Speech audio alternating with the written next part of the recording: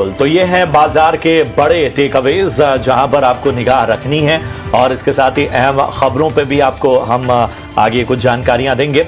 लेकिन इन सब के बीच में मैं परिचय करा दूं, हमारे साथ जेएम फाइनेंशियल के तेजस शाह साहब जुड़ चुके हैं बतौर एक्सपर्ट इस शो में।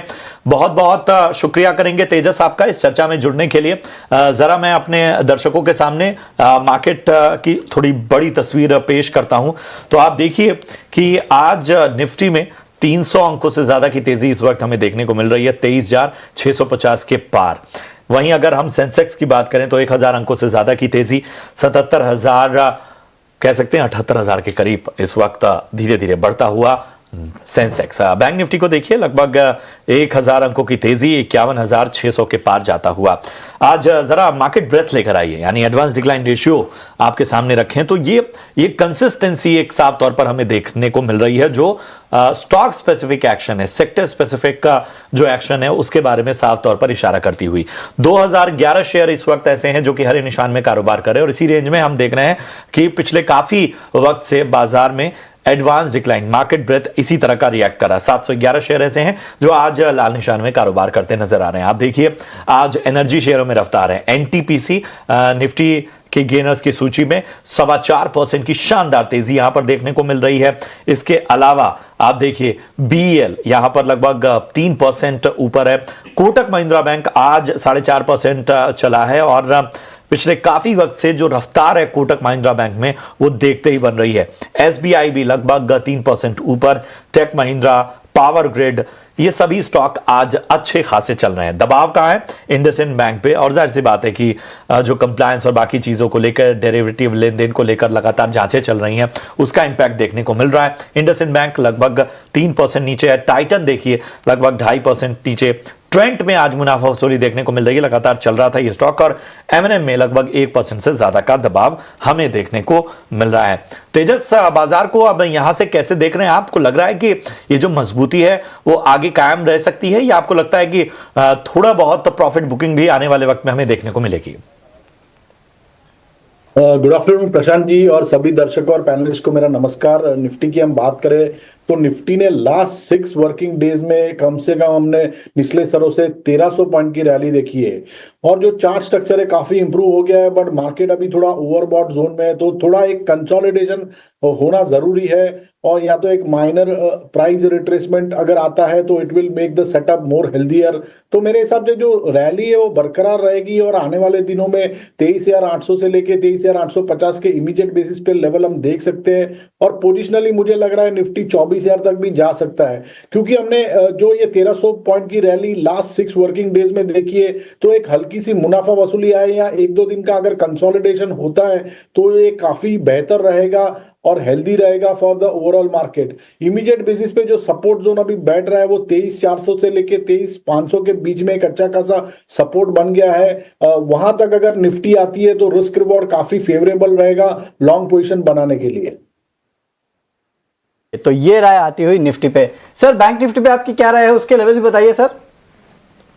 देखिए बैंक निफ्टी की बात करें तो बैंक निफ्टी का भी चार्ट स्ट्रक्चर काफी रॉक सॉलिड है और आज के सत्र में हमने देखा बैंक निफ्टी ने इसका जो इंटरमीडिएट हाई था 7 फरवरी का वो भी सरपास कर दिया है। तो मुझे लग रहा है ये जो रैली है बैंक निफ्टी में वो बरकरार रहेगी। इमीडिएट बेसिस पे 52,000 तक के लेवल हम बैंक निफ्टी में देख सकते हैं और पोजिशनली अगर देखेंगे तो एक हल्की गिरावट के बाद हमें लग रहा है कि आने वाले दिनों में 10 से 15 दिन के हिसाब से अगर देखें तो 53,500 तक भी बैंक निफ्टी जा सकता है। तो बाय ऑन डिप्स की रणनीति रखनी चाहिए बैंक निफ्टी में भी। बैंक निफ्टी में भी बाय ऑन डिप्स की रणनीति अपनानी है। 53,000 के लेवल जो है वो भी आपको बैंक निफ्टी में देखने मिल सकते हैं। सर आज की आपकी पिक्स बताइएगा।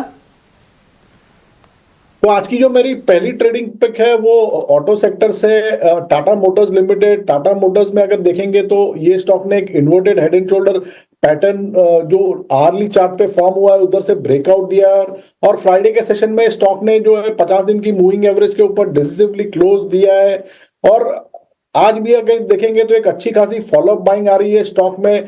तो टाटा मोटर्स में आप करंट भाव में डिप में खरीदारी कर सकते हैं। इसमें आपको स्टॉप लॉस लगाना है 689 का, पहला लक्ष्य रहेगा 740 का और दूसरा लक्ष्य रहेगा 765 का। और दूसरा जो मेरा स्टॉक है वो मेटल सेक्टर से, मेटल एज अ सेक्टर हमें काफी अच्छा लग रहा है और निफ्टी मेटल इंडेक्स जो है हमें लग रहा है आने वाले दिनों में 9600 तक भी जा सकता है। तो वेदांता मेरी दूसरी पिक है और वेदांता का भी चार्ट स्ट्रक्चर देखे तो एक डाउनवर्ड स्लोपिंग ट्रेंड लाइन का ब्रेकआउट आया था रिसेंटली और उसके बाद स्टॉक लगातार हायर टॉप हायर बॉटम के फॉर्मेशन बना रहा है, प्लस इसकी जो छोटी अवधि की मूविंग एवरेज है उसके ऊपर भी सस्टेन कर रहा है। तो वेदांता में आप करंट भाव पे या डिप में खरीदारी करिए, इसमें आपको स्टॉप लॉस लगाना है 454 का, पहला लक्ष्य रहेगा 485 का और दूसरा लक्ष्य रहेगा 500 का। ठीक है, तो ये है कॉल्स आती हुई इस वक्त तेजस की तरफ से। तेजस, आज हम देख रहे हैं कि बैंकिंग शेयरों में जोश साफ तौर पर नजर आ रहा है, लेकिन मेरा सवाल यह है कि जिस तरह की रैली हमने खासतौर पे कोटक महिंद्रा बैंक में देखी है, उस तरह की रैली क्या हम बाकी बैंकिंग स्टॉक्स में एक्सपेक्ट कर सकते हैं? खासतौर पे एसबीआई को लेकर बहुत सारे दर्शक जो हैं वो सवाल पूछते रहते हैं, तो मेरी दिलचस्पी ये है कि क्या ये जो तेजी है वो एसबीआई या बाकी पीएसयू स्टॉक्स को भी कोई पुश दे सकती है? डेफिनेटली पीएसयू बैंकिंग में जो मुझे सबसे बेहतरीन स्टॉक लग रहा है वो है एसबीआई और आज एक अच्छी खासी स्ट्रेंथ दिखाई है स्टॉक ने। ये स्टॉक ने भी एक inverted head and shoulder pattern से ब्रेकआउट दिया था 19 मार्च को और उसके बाद लगातार स्टॉक स्ट्रेंथ दिखा रहा है। पिछले 2-3 दिनों से स्टॉक ने 50 दिन की मूविंग एवरेज के ऊपर क्लोज दिया और आज भी देखेंगे तो 200 दिन की मूविंग एवरेज को सरपास किया है। 782 का एक माइनर हर्डल है, मुझे लग रहा है ये अगर हर्डल पास होता है तो ये स्टॉक में एक फ्रेश बाइंग मोमेंटम आ सकता है। अगर किसी का 1 महीने का नजरिया है तो मुझे लग रहा है यहां से भी स्टेट बैंक में एक अच्छी खासी रैली देख सकते हैं और यहां से भी हम 5 to 7% अपसाइड देख सकते हैं स्टेट बैंक ऑफ इंडिया में। चलिए, तो एसबीआई में 5 से 7% की तेजी देख सकते हैं, लेकिन शाह साहब कोटक महिंद्रा बैंक को भी दिखेगा, जैसे कि अभी प्रशांत जी ने भी जिक्र किया, इस स्टॉक में भी काफी अच्छी तेजी। अब देखिए 4-4.5% बहुत कम होता है कि कोटक महिंद्रा बैंक इतना चलता है। क्या ब्रेकआउट आ चुका है? लेवल्स बताइए सर, क्या करें इसमें? देखिए कोटक महिंद्रा बैंक का भी अगर चार्ट स्ट्रक्चर देखे तो काफी अच्छा है, बट अभी स्टॉक जो इसका प्रीवियस ऑल टाइम हाई है जो करीबन अक्टूबर 2021 में फॉर्म हुआ था वो करीबन 2250-55 के करीबन है। तो यहां से जो है रिस्क रिवॉर्ड काफी फेवरेबल नहीं है लॉन्ग पोजीशन के लिए, बट अगर किसी का लॉन्ग पोजीशन बनी हुई है तो उसको होल्ड कर सकते हैं 2100 का स्टॉप लॉस लगा के। यहां से मुझे लग रहा है स्टॉक 2250 से लेके 2255 तक जा सकता है आने वाले हफ्ते 10 दिन के टाइम होराइजन से। चार्ट स्ट्रक्चर अच्छा है, but for a fresh long ये लेवल एडवाइजेबल नहीं है। अगर कोई करेक्शन आता है तो फिर आप इसमें खरीदारी कर सकते हैं। जिसके बाद लॉन्ग पोजीशन बनी हुई है वो 2100 के ट्रेलिंग स्टॉप लॉस से खड़े रह सकते हैं। ओके, चलिए, ये राय आती हुई कोटक महिंद्रा बैंक पे अपने 50 हाई के आसपास ट्रेड कर रहा है। सबसे बड़ी दिक्कत की बात ये है, इसके लिए शायद यहाँ पे रिस्क रिवॉर्ड जो है वो ज़्यादा फेवरेबल नहीं नज़र आता। ऐसे काफ़ी सारे और स्टॉक्स है जहाँ पे आज अच्छा मोमेंटम देखने मिल रहा है। खासकर अगर आप देखेंगे तो जो डिफेंस स्टॉक्स है फिर से चलना शुरू हो गए हैं। HAL 4100 के ऊपर ट्रेड कर रहा है। BDL यानी कि भारत डायनेमिक्स में अगर आप देखेंगे तो यहाँ पे भी 1350 के ऊपर ट्रेड कर रहा है।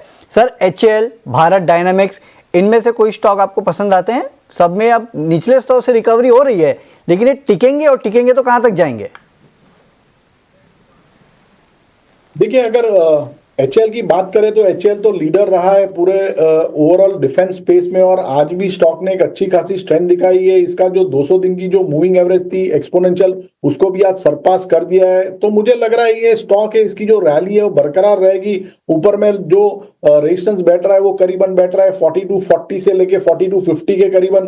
तो यहां से भी हम स्टॉक में कम से कम एक 3 से 4% की अपसाइड देख रहे हैं। वो लेवल अगर सरपास होता है तो मुझे लग रहा है जो बाइंग मोमेंटम में वो कंटिन्यू हो सकता है और ऊपर में 4400 तक के भी लेवल आ सकते हैं। तो चार्ट स्ट्रक्चर काफी अच्छा है। और BDL की हम बात करें तो BDL अभी जो है वो स्टॉक ने एक फ्रेश ब्रेकआउट दिया है। आज अगर ये स्टॉक 1345 1350 के ऊपर बंद देता है तो मुझे लग रहा है BDL में भी यहां से हम 5 to 7% रैली एक्सपेक्ट कर सकते हैं, लेकिन एक ब्रेकआउट के लिए वेट करना पड़ेगा। आज का अगर क्लोजिंग 1345 1350 के ऊपर आता है तो मुझे लगता है ये रैली बरकरार रहेगी। तो ये राय आती हुई HAL और BDL पे। इनफैक्ट प्रशांत, बहुत लंबे समय बाद किसी ने कहा है कि HAL और BDL में भी चार्ट पैटर्न जो है वो अच्छे लग रहे हैं। मतलब अब क्या है कि हाँ। बीच में ऐसा हो गया था कि लोग कहते थे कि डिफेंस से अब डर लगता है, डिफेंस से डर वो लगता है, right। अब डिफेंस में दम दिखता है। दम दिखता है, तो डिफेंस से डर लगता है से डिफेंस में दम दिखता है जो है वो स्टोरी अब चेंज हो चुकी है। बॉटम आउट कितने हुए हैं ये तो कहना मुश्किल है, लेकिन हाँ अभी भी 5 से 7% के आसपास की रैली जो है टेक्निकल चार्ट्स पे नजर आती है। लेट्स सी कितनी टिकाऊ है ये रैली। नहीं चलिए इस नोट पे एक छोटा सा ब्रेक लेते हैं। ब्रेक के बाद काफी सारे इंटरेस्टिंग स्टॉक्स है, उन पे चर्चा करेंगे और आपको पिक्स भी दिलाएंगे।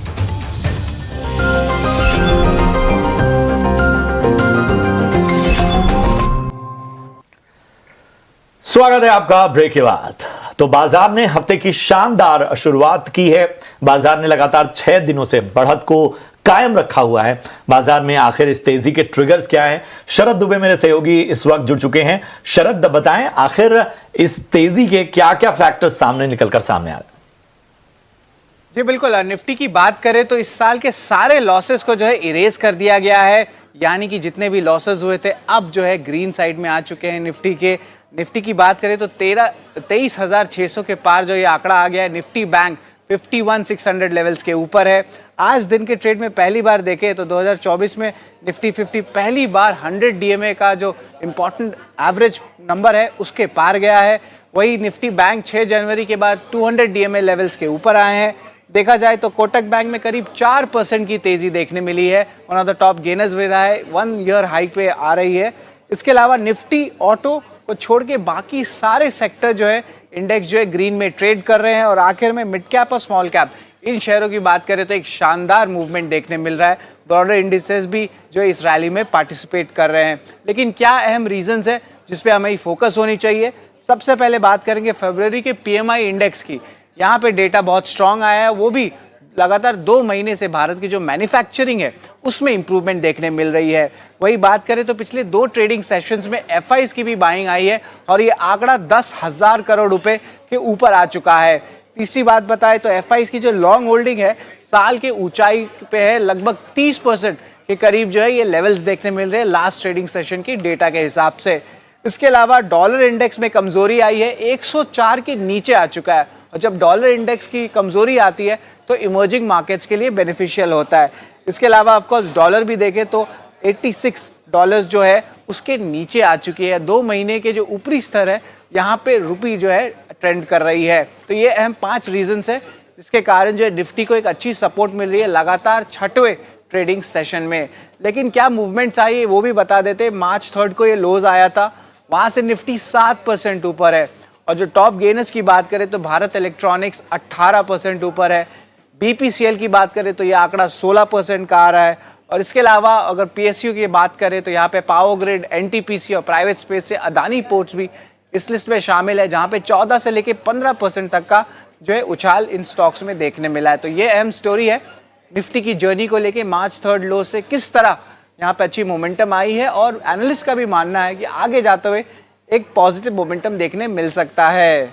बहुत बहुत शुक्रिया करेंगे शरद, आपका ये 360 डिग्री रिपोर्ट आपने रखी बाजार के हर पहलू पर। इस तेजी के ट्रिगर्स क्या हैं और इस तेजी का फायदा किन किन को मिल रहा है। और हमने देखा कि जो एनर्जी पॉकेट है, ऊर्जा और ऊर्जा उत्पादन क्षेत्र जो है वहां पर भी एक्शन भरपूर देखने को मिल रहा है। तेजस, मैं आपके पास आना चाहूंगा। एक तो अब हम देख रहे हैं कि वक्त से पहले जो गर्मी आई है, हमने आईएमडी और बाकी जो मौसम विभाग हैं अलग अलग एजेंसियों के, वो लगातार ये फोरकास्ट कर रहे हैं कि वक्त से पहले गर्मी आई है, हीट वेव्स जो है वो और ज़्यादा बढ़ने वाली हैं। और देखा जाए तो कमोबेश देश के लगभग हर हिस्से में इस तरह इस वक्त गर्मी महसूस की जा रही है। और इस वजह से पावर डिमांड हम देखते हैं कि गर्मियों में बढ़ भी जाती है। और देखिए आप पावर ग्रिड 5 दिन में करीब 9% ऊपर जा चुका है। एनटीपीसी देखिए जबरदस्त तेजी हमें देखने को मिल रही है एनटीपीसी में। और जब मैं ऊर्जा की बात कर रहा हूं तो ऊर्जा उत्पादन क्षेत्र वाली जो कंपनियां हैं या पावर फाइनेंस जो कंपनियां हैं उन्हें क्यों पीछे छोड़ा जाए। आरईसी देखिए यहां पर लगभग 2.5% की तेजी, पीएफसी में भी लगभग 3.5% की तेजी। आपको यहां कुछ पसंद आ रहा है? देखिए, अगर पावर स्टॉक की बात करें तो एनटीपीसी का जो चार्ट स्ट्रक्चर है काफी स्ट्रांग है। स्टॉक ने रिसेंटली एक ब्रेकआउट दिया था 340 के ऊपर और लगातार उसके बाद स्टॉक रैली कर रहा है और फ्राइडे और आज के सत्र में देखेंगे तो स्टॉक ने अपनी 200 दिन की मूविंग एवरेज को भी सरपास कर दिया है और उसके ऊपर सस्टेन कर रहा है। तो इमीडिएट बेसिस पे मुझे लग रहा है ये स्टॉक 375 से लेके 377 तक जा सकता है और वो लेवल सरपास हुआ तो 395 तक के भी लेवल हम स्टॉक में देख सकते हैं। और पावर ग्रिड की बात करें तो पावर ग्रिड में जो है अभी एक हल्का से रेजिस्टेंस के करीबन स्टॉक ट्रेड कर रहा है। जो उसकी 200 दिन की मूविंग एवरेज है वो करीबन 297 के करीबन बैठ रही है। तो मेरे हिसाब से ये स्टॉक में अभी थोड़ा वेट करना चाहिए। ओवरऑल चार्ट स्ट्रक्चर अच्छा है, लेकिन अभी क्योंकि स्टॉक रेजिस्टेंस पे है तो एक हल्की सी मुनाफा वसूली हम स्टॉक में देख सकते हैं। तो कोई डिप या करेक्शन आता है और स्टॉक अगर 280-75 के करीबन आता है तो that will be ideal level to go long in that stock. Okay चलिए, तो ये राय आती हुई पावर रिलेटेड स्टॉक्स पे, लेकिन अब वक्त हो चुका है मुनाफे के ऑप्शन बताने का।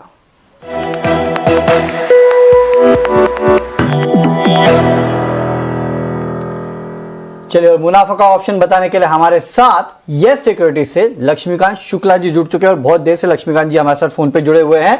लक्ष्मीकांत जी माफ कीजिएगा, थोड़ा लेट हो गया हमें आपके पास आते आते, लेकिन सर बताइए आज का ऑप्शन कौन सा स्टॉक चुना है आपने? Good afternoon Varun ji. सो आज के मुनाफे के ऑप्शन में हमने एस्कॉर्ट को चुना है। अभी 3 दिनों पहले ही यहाँ पर हमें एक डबल बॉटम का ब्रेकआउट देखने को मिला था और पिछले लास्ट 3 डेज से यहाँ पर एक हमें कंसोलिडेशन देखने को मिल रहा था, बट आज के सत्र में यहाँ पर हमें एक 3 डेज कंसोलिडेशन का ब्रेकआउट भी देखने को मिला है। तो लगता है कि ये जो पुल बैक मूव है वो आने वाले समय में भी जारी रहेगा, इसलिए हमने 3300 का जो कॉल ऑप्शन है एस्कॉर्ट का करंट मंथ के कॉन्ट्रैक्ट का, उसमें बाइंग करने की सलाह दी है। इसको हमें बाय करना है अराउंड दी लेवल्स ऑफ 34 के आसपास। अगर एक वेट डिप लेता है, अभी मेरे हिसाब से ये 35-36 ऐसा कुछ चल रहा है, तो अगर हमें 2 से 3 पॉइंट नीचे अगर ये मिलता है तो वहां से इसको बाय करना है। और इसमें जो हमारे एक्सपेक्टेड टारगेट निकल कर आ रहे हैं वो निकल कर आ रहे हैं 92 के, और हमें 2 रुपीज का स्टॉप लॉस मेंटेन रखना है। तो एज पर लॉट साइज अगर टारगेट अचीव होते हैं तो जो मैक्सिमम रिवॉर्ड है वो है अराउंड 6000 से लेकर 7000 रुपीज का, और अगर स्टॉप लॉस हिट होता है तो जो मैक्सिमम रिस्क है इस कॉल ऑप्शन में वो आता हुआ दिखाई दे रहा है 3000 से लेकर 3500 रुपीज का। के शुक्रिया लक्ष्मीकांत जी, हमेशा की तरह बेहतरीन ऑप्शन स्ट्रैटेजी या बेहतरीन स्टॉक जो है वो हमारे व्यूअर्स को सुझाने के लिए। तो यहाँ पे एस्कॉर्ट कुबोटा 3300 का कॉल ऑप्शन आपको खरीदना है, 30 से 34 रुपए के बीच में ट्रेड कर रहा है और 92 रुपीज के लक्ष्य के लिए आपको यहाँ पे खरीदारी करना है। 2 रुपए का आप एक स्ट्रिक्ट स्टॉप लॉस भी रखेगा, लेकिन क्योंकि ऑप्शंस का फोनर है तो इसके लिए सबसे पहले तो डिस्क्लेमर, स्टॉप लॉस जरूर रखेगा। और सेबी की स्टडी कहती है कि 10 में से 9 लोग जो है वो ऑप्शंस में नुकसान करते हैं, औसतन 50,000 का नुकसान होता है। तो जाहिर सी बात है स्ट्रिक्ट स्टॉप लॉस रखेगा और सोच समझ के आपको लेना है ट्रेड। लेकिन चलिए, शो को रैप अप करने का समय आ चुका है, तो शाह साहब से भी विदा लेंगे। शाह साहब कोई डिस्क्लेमर? तो जो भी स्टॉक्स और स्ट्रेटेजी हमने डिस्कस किए उसमें मेरी कोई पर्सनल पोजीशन है नहीं, बट हमने ये स्टॉक्स हमारे क्लाइंट को रिकमेंड किए हो सकते हैं। डेफिनेटली। तो शाह साहब बहुत बहुत शुक्रिया हमारे साथ जुड़ने के लिए, शो में हमारा साथ देने के लिए। चलिए, इस शो में तो इतना ही, लेकिन हाँ भरपूर एक्शन है। 1.5 घंटे का ट्रेडिंग सेशन अभी भी बचा है और मार्केट जो है लगातार तेजी में है। ऐसे मार्केट में ना छोड़ के जाने का मन नहीं करता। बिल्कुल, ऐसे मार्केट में हम दर्शकों से भी ये कहेंगे कि कोई भी मौका गंवाने की जरूरत नहीं है। डेफिनेटली इस वक्त मार्केट वो पारस पत्थर जैसा है। हाँ डेफिनेटली, तो उस पारस पत्थर जैसा है जहाँ पे आपको कमाई हो रही है, तो और कमाई कराएंगे आपके लिए। अगले शो में हमें दीजिएगा इजाजत। नमस्कार, आप बने रहिए 18 हाउस स्वदेश के साथ।